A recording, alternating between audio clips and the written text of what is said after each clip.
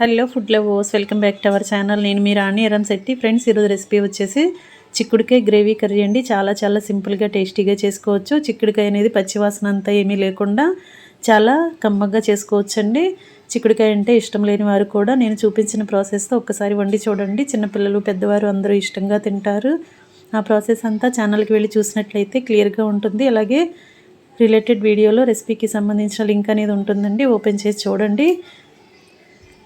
Process అంతా క్లియర్గా అర్థమవుతుంది. ఇంగ్రీడియంట్స్ కూడా క్లియర్గా ఉంటాయి. అలాగే ఛానల్ని ఫస్ట్ టైం వాచ్ చేస్తున్నారు సబ్స్క్రైబ్ చేసుకుని పక్కనే ఉన్న బెల్ బటన్ని క్లిక్ చేయండి.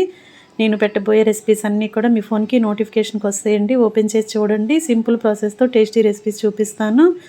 అన్నీ కూడా ఇంట్లో ఉన్న ఇంగ్రీడియంట్స్తో టేస్టీగా ఈజీగా చేసుకునే ప్రాసెస్తో రెసిపీస్ అనేవి చెప్తాను. మీ అందరికీ కూడా నచ్చేలా ఉంటాయి. ఈ కర్రీ అనేది రైస్కి, రోటీకి చాలా టేస్టీగా ఉంటుంది. ఖచ్చితంగా ట్రై చేయండి. మరొక రెసిపీతో మళ్ళీ కలుద్దాం. Thanks for watching.